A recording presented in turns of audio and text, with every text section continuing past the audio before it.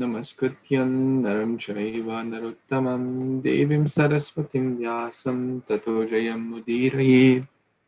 Before reciting Śrīmad-Bhāgavatam, which is the very means of conquest, one should offer respectful obeisance unto the Supreme Personality of Godhead, Narayana, unto Narayan Rishi, the supermost human being, unto Mother Saraswati, the goddess of learning, and unto Śrīla Vyasadeva, the author of Śrīmad-Bhāgavatam. Nishtaprayeshu abhadreshu Nityam Bhagavata Sevaya Bhagavati Uttamaśloke Bhaktir Bhavati Nishtaki. By regular attendance in the classes on Śrīmad-Bhāgavatam and by rendering service unto the pure devotee, all that is troublesome to the heart is almost completely destroyed, and loving service unto the personality of Godhead, who is praised with transcendental songs, is established as an irrevocable fact. Gurave Gaurachandraya Radhikaya Tadalaye Krishnaya Krishna Bhaktaya Tadbhaktaya Namo Namaha. Namaha Pankajnabhaya Namaha Pankajmaline Namaha Pankajnetraya Namaste Pankajangriye. Hare Krishna. Dear Vaishnavas, thank you so much for joining. We are reading Granthāraj Śrīmad-Bhāgavatam, Canto 8, Chapter 10, the battle between the demigods and the demons. So we were reading this ferocious battle, and in the last few verses till text number 34, we were discussing that how these demons and demigods were fighting in different pairs, and so many names were mentioned: Lord Shiva, Kartikeya, Durga, Rudras, and Soma, Vayu, Indra, Chandra. Everyone is fighting with their counterparts or the opposite enemies or the demon side. So let's continue to see what happens in this ferocious battle between the demigods and the demons. And we also discussed yesterday about the speech, that it should be truthful, it should be Satyam Priyam, pleasing, but most importantly, it should be beneficial. So, text number 35. Daivam ajava asura surindra dvanvena samhatya cha yudham manaha anyonyam asadya nijagnur ojasa jigishvastikshna sarshasi tomarai. Translation by His Divine Grace, A.C. Bhaktivedanta Swami Prabhupada, Shri Prabhupada Ki Jai. All of these demigods and demons assembled on the battlefield with the fighting spirit and attacked one another with great strength. All of them desiring victory, they fought in pairs, hitting one another severely with sharpened arrows, swords, and lances. So, till text 34, the pairs were mentioned. So in short, they were fighting really hard with arrows, swords, and all weapons, all kinds of animals, all kinds of strength they had, desiring victory. So let's see what happens, who wins the game. Would someone like to read? Who's not read? Anyone? May I, Prabhuji? Hare Krishna. Yes, please. Hare Krishna, Dandavat Pranam to all devotees. Text number 36. Bhushundi Bhishjay Kragardishti Pattishay Shaktyu Mulkeha Prasa Parashwadhairapi Nistrinshabhalleha Parikeha Samudgareha Sabindi Palescha Shiranshi Chichituhu. Translation by His Divine Grace, A.C. Bhaktivedanta Swami Srila Prabhupada Ki Jai. Prabhuji, will you scroll it a little bit? They severed one another's heads using weapons like Bhushundis, Chakras, clubs, Rishtis, Patisas, Shaktis, Ulmukas, Parashas, Parshvavadhas, Nistrimishas, lenses, Parighas, Mudgaras, and Bhindipalas. Hare Krishna, Prabhuji, back to you. Thank you so much. Thank you. Just shows the kind of weapons they had, the extent of fighting going on. It was not an ordinary fight. This is Mahasangram. Just imagine the ocean of milk. All these great demons, all these great demigods are fighting with so many weapons. We've not even heard of the names of these weapons. They're severing each other's heads. So let's continue. 37. Arundhati Mataji, you want to read? Okay. Ajas traha sarataha padataha sarha bada vividha vikanadata nikrata bahura surodhara anga dharasha Janna Devashava Tantra Vashunaha. Sri Prabhupada ki jai. Translation by Srila Prabhupada ki jai. The elephants, horses, chariots, charioteers, infantry, soldiers, and various kinds of carriers along their riders were slashed to pieces. The arms, thighs, neck, and legs of the soldiers were severed, and their flags, bows, and armor and ornaments were torn apart. Back to you, Prabhuji. Thank you, Mataji. Thank you. Quite straightforward. Just describing that this was a very, very ghastly war. And the animals were slashed to pieces, the soldiers were slashed to pieces, the flags and their ornaments were torn apart, someone's neck was broken, someone's head was chopped off, someone's thighs were chopped off. In short, it was a very, very ghastly battle. Is the fight with the demon inside also ghastly? It may not be ghastly with the blood and the bones, but it's also very, very difficult. Fighting with the anarthas. They're like Ravana. When we try to chop off one head, the other head comes up. And it never stops. But if we keep fighting, taking shelter of Kṛṣṇa, then certainly we'll be victorious. The Lord will help. The Lord will intervene. The Lord will shower His mercy through His medium or through the medium of His devotees. So the fight is not easy. Okay, text 38. Anyone wants to read this one? 38.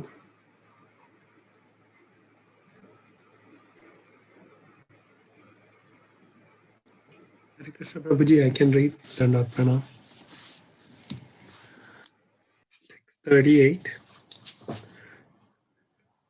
Tesham pada kata ratanga kurnitad ayodhanad ulbana uttishta tada renurdisham kam dyumanim cha chandayan nya vartat srutibhi pariplutat. Translation and purport by His Divine Grace A.C. Bhaktivedanta Swami Prabhupada, Srila Prabhupada Ki Jai. Translation.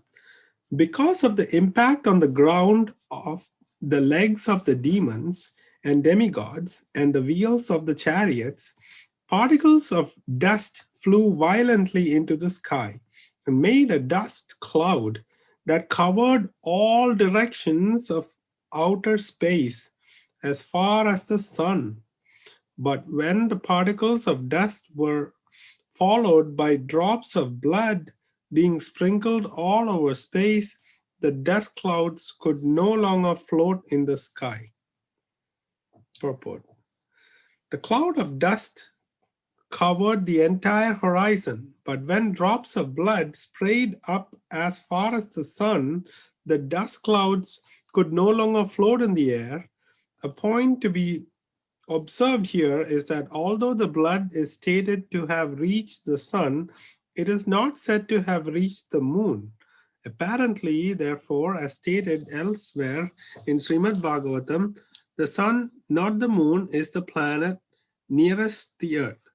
We have already discussed this point in many places. The sun is first, then the moon, then Mars, Jupiter, and so on. The sun is supposed to be 93 million miles above the surface of the earth. And from Śrīmad-Bhāgavatam, we understand that the moon is 1,600,000 miles above the sun. Therefore, the distance between the earth and the moon should be about 95 million miles.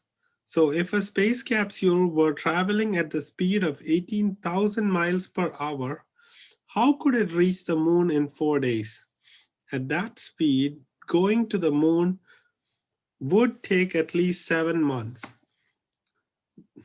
That a space capsule on a moon excursion has reached the moon in 4 days is therefore impossible.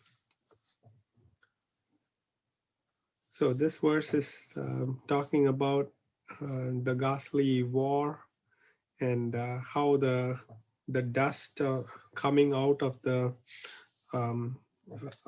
feet and the chariots and the pounding of different warriors are all causing the dust to rise.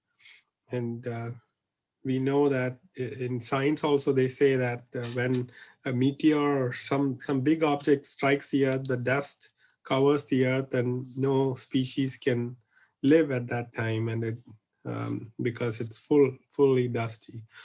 So it's a very, very graphic image of the dust rising and the blood coming out of the body, and it's very, very detailedly explained how big the war is.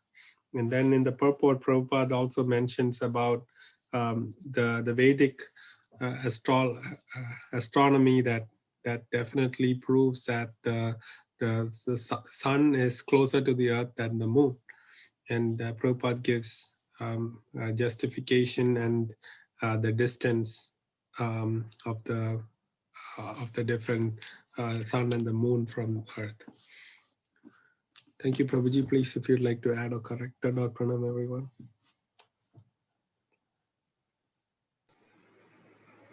Thank you so much, Prabhuji. Okay, we'll read next verse, 39. Babu Kanan Prabhu, you want to read? Hare Krishna Prabhuji. Shirobir Kirita Kundalai Samramba Drigbi Paridasta Dachadai Mahabhujaya Shabaranai Sahayudai Saprastra Bu Karaborubir Babao. Translation. In the course of battle, the warfield became strained with the severed head of heroes, their eyes still staring and their teeth still pressed against their lips in anger. Helmet and earrings were scattered from these severed heads. Similarly, many arms decorated with ornaments and clutching various weapons were strewn here and there, as were many legs and thighs which resembled the trunks of elephants. So here they are explaining about how war is very, it's a lot of people died and and and ornaments and everything, arms and everything was separated during the battlefield. Hare Krishna. Prabhu.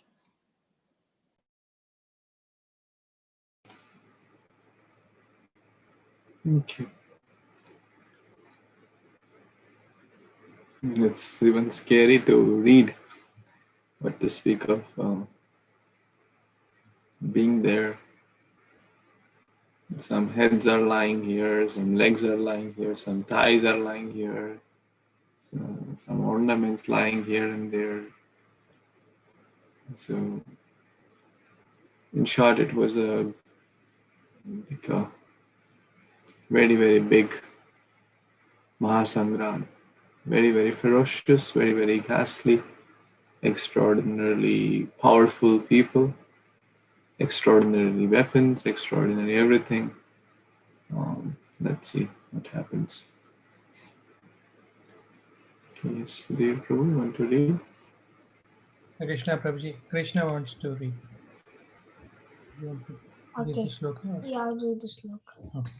Kanbastrata konpa Tatra konra patra sriyo ki basha udyate Udyate yudha Durbhandir dhuryadhantir adovano batan Advanto badvanto murde. Bhatan. Translation and purport. Many Translation and purport. translation and purport by His Divine Grace A.C. Bhaktivedanta Swami Prabhupada, Srila Prabhupada Ki Jai. Many English trunks are generated on the battlefield with weapons in their arms. Those ghostly trunks, which could see with their eyes in the fallen heads, attacked the enemy soldiers. Purport. It appears that the hero who died in the battlefield immediately becomes ghosts, and although their heads had been severed from their bodies, new trunks are generated, and these new trunks, seen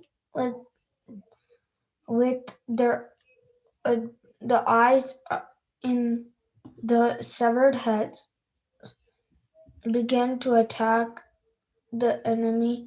In the other words, many ghosts were generated during the fight, and thus new trunks appeared on the battlefield. Thank you, Prabhuji. Hare Krishna. Thank you.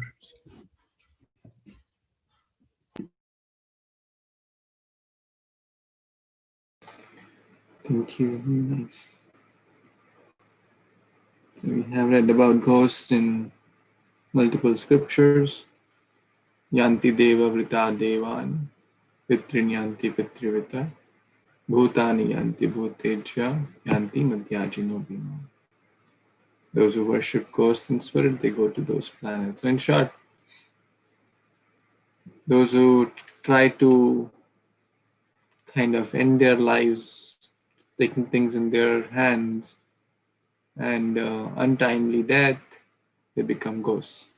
Or those who worship the ghost, because that's what is going on in their mind and consciousness. Still, the desires were there. The desire was to fight, take revenge. So even they became the ghosts, they were trying to fight and the other parties. So in short, here we see the mention of ghosts with the trunks, and they're seeing with the eyes in the fallen heads. That's very interesting. Any other comments, questions, additions? No. Okay. Text 41. Would someone like to read? Hare Krishna Prabhuji, I would like to read. Yes, please. Hello, afternoon, everyone. Text 41. Balir Mahindram Dasavis Trivir Airavatam Saryaha Chaturvish Chatura Bahana Ekenaroham Archayat. Translation and purport by His Divine Grace A.C. Bhaktivedanta Swami Prabhupada. Jai Srila Prabhupada. Translation. Maharaja Bali then attacked Indra with 10 arrows and attacked Airavata, Indra's carrier elephant, with 3 arrows. With 4 arrows, he attacked the 4 horsemen guarding Airavata's legs. And with 1 arrow, he attacked the driver of the elephant. Purport. The word Bahana refers to the soldiers on horseback who protected the legs of the carrier elephants. According to the system of military arrangement, the legs of the elephant bearing the commander were also protected. Back to you, Prabhuji.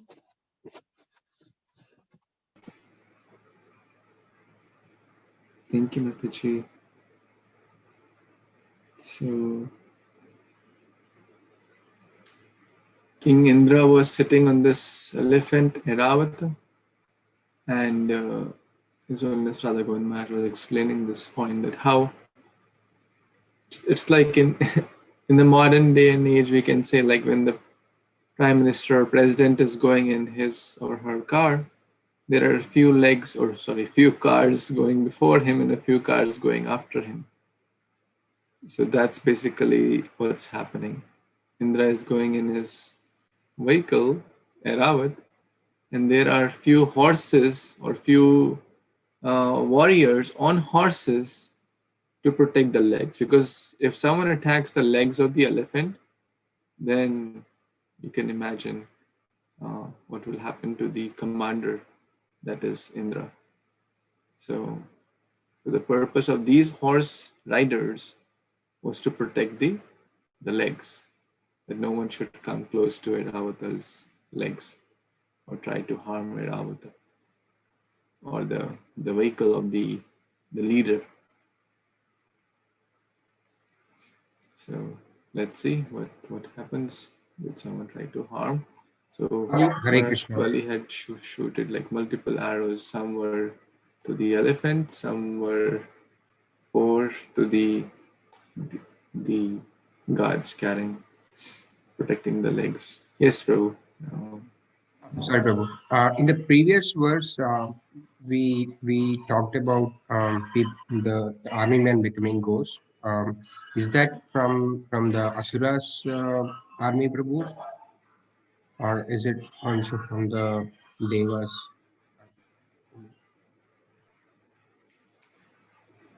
Well, it's not exactly mentioned here. It's mentioned the heroes who died on the battlefield, they became ghosts. So, but those who fight against dharma get those destinations. The principle is, if one is fighting for dharma, as Kṛṣṇa explains in Bhagavad Gita, even if one is on the karma kanda level, one will get upper planets. What to speak of if one is fighting for dharma directed by the Supreme Lord? So it will not be wrong to say that the demigods who are fighting on behalf of the Supreme Lord, and here we see Mahadev is there, Lord Shiva is present, Mata Durga is present, the Surya, Vayu, Sun God, Moon God, all these Tvashta, Yamaraj, all these great Mahajans are present. So that means they're on the side of Dharma. So it will not be wrong to say that only demons will get such destination. The devotees of the Lord or the demigods will not get such destinations of becoming hosts. They will always move on a forward journey, those who have taken shelter of Kṛṣṇa or trying to follow his order. Any other comments or additions anyone has on this, or any corrections?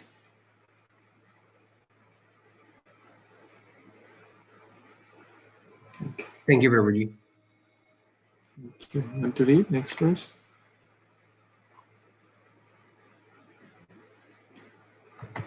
Prabhu? Sure, Prabhuji. Thank you. Hare Krishna, everyone. Text 42. Satan apatataha shakras tavad divihi siddhara vikramaha Shinda Isthair Balair Asam Prapatan Hasan Iwa. Translation by A.C. Bhaktivedanta Swami Srila Prabhupada Prabhupada Ki Jai. Before Bali Maharaj's arrow could reach him, Indra, king of heaven, who is expert in dealing with arrows, smiled and counteracted the arrows with the arrow of another type known as Bahala, which were extremely sharp. Thank you, Prabhuji. Thank you. So now the fight between the two commanders is described here, how Bali Maharaj shot the arrows and Indra kind of guarded himself from Bali's multiple arrows which he had shot.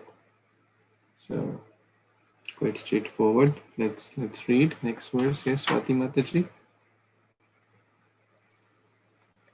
Hare Krishna. Dandavat. Text 43.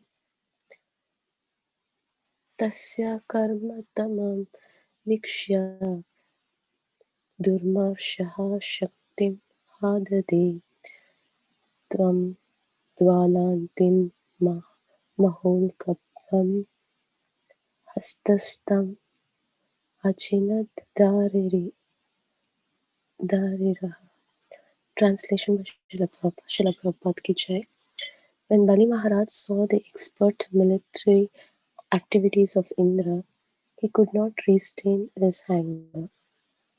And thus he took up another arrow, known as Shakti, which blazed like a great firebrand. But Indra cut that weapons to pieces while it was still in Bali's hand. Thank you, Prabhuji. Thank you. Anyone has any comments on this one? Straightforward.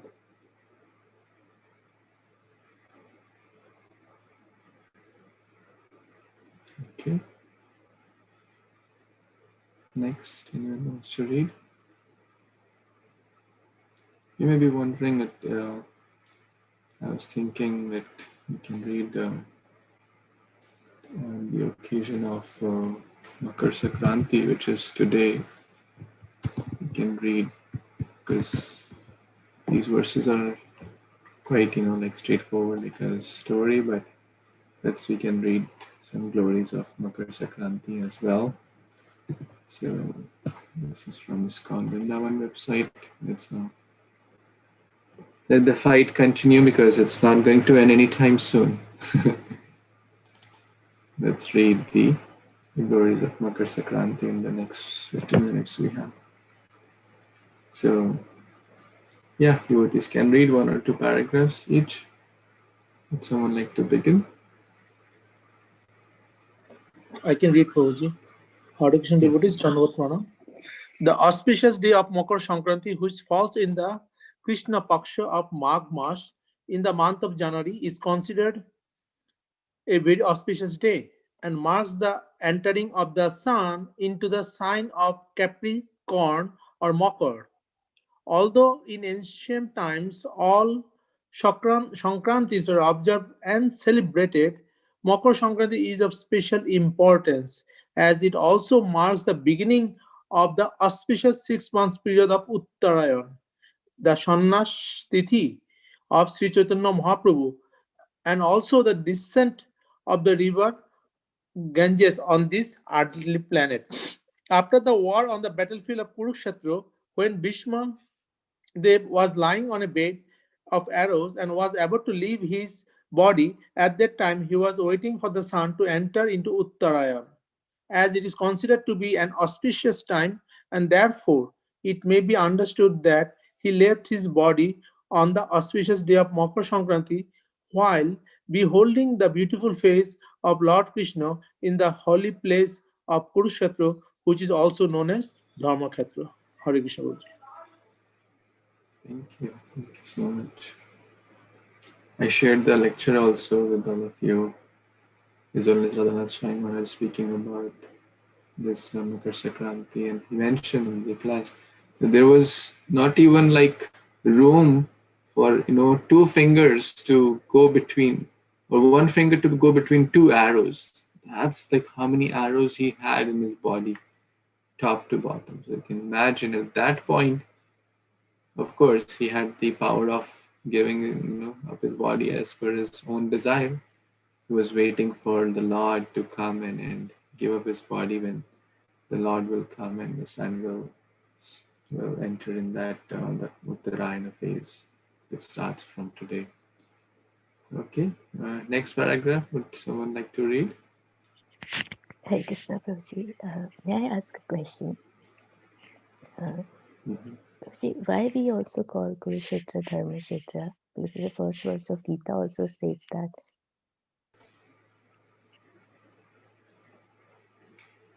Who will tell? This Prabhupada answers this in the purport of text 1, chapter 1. Would anyone like to answer? Yeah, there were a lot of religious activities performed there.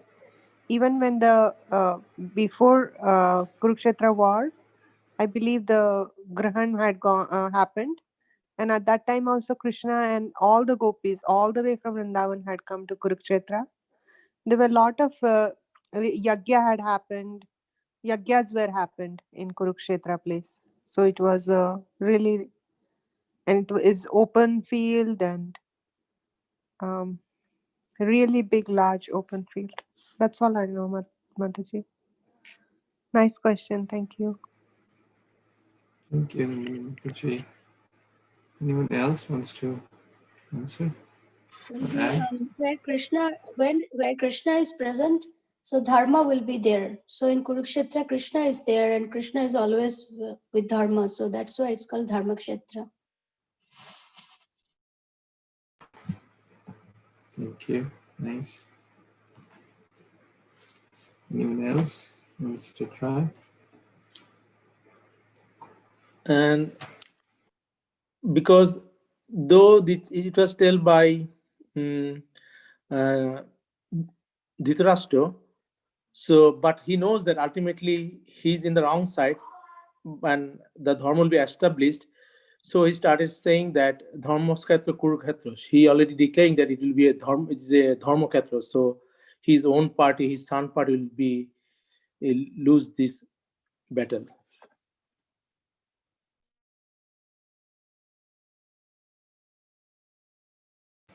Yes, all of these reasons are really wonderful, and they are mentioned in the chapter 1, text 1 of Bhagavad Gita. So, does that answer, Mataji? Yes, Prabhuji, thank you so much. Hare Krishna. Okay, next paragraph. I can read Prabhuji. Hare Krishna. Yes. The glorious day also marks the descent of Mother Ganges on this earthly planet. After the austere penances performed by King Bhagirath, with the aspiration to free of his ancestor from the curse of Kapila Rishi, who at being falsely accused by the 60,000 sons of King Shagor for stealing sacrificial hordes actually stolen by Indra, cursed them to go to nether regions. After being pacified by their prayers, he proclaimed that the only way for their salvation would be if the river Ganges would descend from the heavenly planets and come down to the earth, up to nether regions. Then, by being purified her, they shall be freed from the curse. After the austere penances of King Bhagirath, the most purifying mother Ganges came down to the earth on the day of Makar Sankranti, and this descent of hers is celebrated till today in the form of Ganga Sagar Mela, when numerous pilgrims go to the Sagar Islands in the West Bengal and bathe in holy confluence of Ganga with the ocean. Hare Krishna, Prabhuji, back to you. Thank you. So we have read the story of King Bhagirath Maharaj brought the Ganga from heavenly planets to the earth planets for delivering his ancestors. There's a great lesson there that it's not that King Bhagirath only was instrumental. Others also tried. And the example given is sometimes a lot of people may try to break a big wall, and they may take a big hammer and beat the wall and hammer the wall multiple times. Nothing may happen. But then someone may do the last stroke of hammer and then it will break. So can we say that the last person broke the wall? A less intelligent person may say like that. Look, see, when he came, the wall broke. That was actually Bhagavad Maharaj. So devotees give a very nice purport also. Sometimes, we may try to distribute book to someone, or may try to invite someone, and then they may say no. Sometimes they may just touch a book. Sometimes they may just say Hare Krishna, no, I'm not interested. So all that is like breaking that kind of network of ignorance. And then they may take book from the fifth person they meet in ISKCON. So it's not that but the efforts of the first four person, it's not that will go in vain. Even if they just got some prasad, or they just even said unknowingly, oh, these people are doing some nice work. So basically that his level or her level of spiritual consciousness is gradually increasing. They may not take book in the first instance, they may not appreciate it in the first go, they may appreciate it in the fifth go. So whenever we distribute book, or we should not feel, hey, look at me, I distribute book. A lot of people have done the background work, so that Prabhupada has done so much. Nowadays we are just getting the paka. Everything is cooked. Who has not heard the word ISKCON? Who has not heard the word Bhagavad Gita these days? When Prabhupada came to the United States, who had heard the word Bhagavad Gita in US? Practically none. Who had heard the word Kṛṣṇa? Practically none. But nowadays we see people, at least they have heard these words. So it's a great lesson from this journey as well. Okay, let's continue with the next paragraph. Anyone who is not read and wants to read?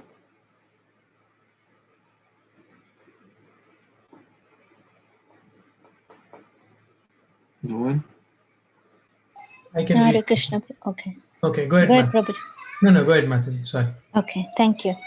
Another significant event that took place on this day was the acceptance of Sannyas order of life of Sri Chaitanya Mahaprabhu for the purpose of preaching and propagating the path of devotional service and delivering all the fallen conditioned souls in this age of Kali. It was on this day that he left behind his widowed mother and young wife in Mayapur, and in the village of Katwa, he renounced his Grahastha ashram and accepted sannyas from Sri Keshava Bharati, shaving his beautiful locks of hair and donning saffron clothes. Although being the Supreme Personality of Godhead, one of his opulence is that he is the most renounced, and therefore there was no need for him to accept the renounced order of sannyas. Yet, seeing the fault finding nature of the people and understanding that if he could accept the life of a renunciant, then the general populace would be able give him the proper respect and refrain from committing offenses at his lotus feet, he decided to take sannyas. Thereafter, he inundated the entire universe with Krishna Bhakti, and it is due to his causeless mercy alone that we are able to today tread the path of devotion under the guidance and following in the footsteps of his followers. Thank you, Prabhuji. Thank you, Mataji. It's a very big pastime, but this happened on this day, the sacrifice of Lord Chaitanya at the young age, taking sannyas, giving up one's wife, families is not easy. But he's not an ordinary person. He's the Supreme Lord, showing the appearance of renunciation for whom? For all of us. So that we could receive this message of Krishna consciousness, this holy name. Okay, last section. There's a verse, and please, anyone wants to read? I can read. Yeah, sure. So may that Lord, Prabhuji, may that Lord, from there you The want verse also is the pending. verse also you want me to read. Anarpita charim kriya kauro karuna yavathara kalau samarpaitam unnathajvala rasam swabhakti sriyam Hare Purata Sundara Dyaiti Kadamba Sandipita Sada Hridaya Kandare Spurtiva Sachi Nandana. May that Lord, who is known as the son of Srimati Sachidevi, be transcendently situated in the innermost core of your heart, resplendent with the radiance of molten gold. He has descended in the age of Kalipi, his causeless mercy to bestow what no incarnations has ever offered before, the most elevated mellow of devotional service, the mellow of conjugal love. Thank you, Prabhuji. Hare Krishna. Thank you. Thank you so much. So that's the glories of Lord Chaitanya. He has descended specially to give the topmost love. That is Krishna Prem. If we take the process sincerely, we will sincerely get that. The Lord especially descended for us, to help us, to protect us from the onslaughts of material energy, from the evil influences of Kali Yuga, from the demons of this world. What is the real shelter? The shelter of Krishna's lotus feet, the shelter of Lord Gauranga's lotus feet. Padau Vasudeva Pada Ashraya. So if one takes that, then one is immune from the effects of Kali Yuga.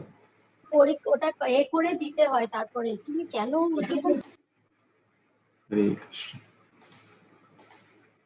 So, any other comments, questions before we stop today? Prabhupada also went to Ganga Sagar Mela when he was a child. He used to go with his mother. It's mentioned in what he shared today. Mata Sachi cooked different preparations for Lord Chaitanya. So all these pastimes happened on this wonderful day of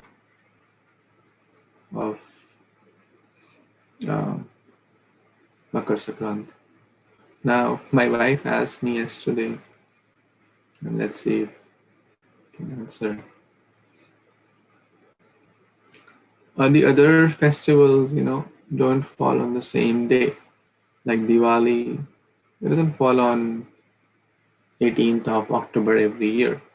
Like Damodar Mas, it doesn't start from, let's say, 17th October to 16th November every year. It changes.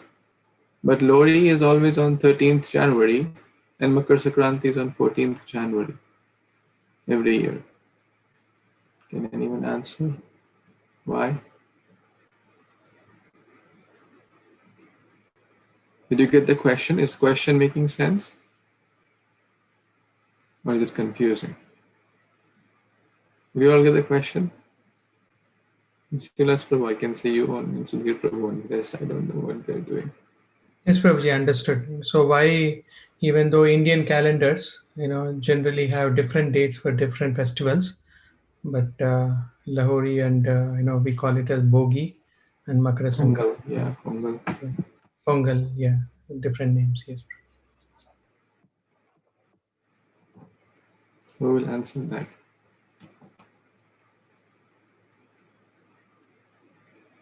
No one? Anyone wants to try?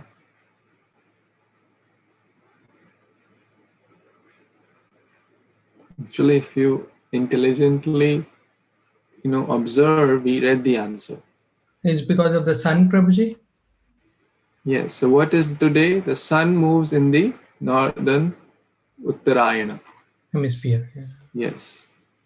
So basically, the movement of the sun. These dates are on the movement of the sun, and that's what basically the solar calendar is. So the lunar calendar changes, where all the Gaudiya Vaishnava festivals are based on, and that's where the Adhika Masa comes to adjust, because the lunar calendar is about 2.5 days shorter every month. So after 2.5 years, the Adhik Mas comes to adjust. So this is based on solar calendar. That's why. Now, what if the Adhik Mas would not have been there? What would have happened? Now, why do we need Adhik Mas? To adjust the solar and lunar calendars. Okay, correct. And can anyone share with an example, like what would have happened? Then the calendars will get mismatched, right, Prabhuji? I think they will not go in a sequence. That's why. Yeah, like Diwali will come somewhere around Holi, and Holi will come somewhere around Diwali after 10 years. So all the system will kind of be a little hodgepodge. So that's how this is based on the solar calendar. Just because your son or daughter may ask, or someone may ask you this question. Just thought to share. Okay, Shri Makar Sankranti Utsav ki Jai, Shri Jai. Ganga Mata ki Jai, Shri Jai. Chaitanya Jai. Mahaprabhu ki Jai. Jai, Shri Radha Ras Bihari Mandir ki Jai. There was a day Ras Bihari Mandir was also built after a lot of challenges. And for those who have not seen His Holiness Giriraj Maharaj and other great souls, I've given a class. It's available on Facebook, YouTube, etc. You can watch it as per your convenience. I'll share in the groups also. So I have to also hear, but I just heard a little bit. But that's today also. Grantraj Śrīmad-Bhāgavatam ki Jai, Shri Prabhupada ki Jai, Samveta Gaur Bhaktavinda ki Jai, Jai Kalpatarubhyascha Kripa Sindhubhya Eva Cha Patitanam Vaishnavebhyo. Hare Krishna. Thank you so much. Hare Hare Krishna. Krishna. Thank you. Thank you.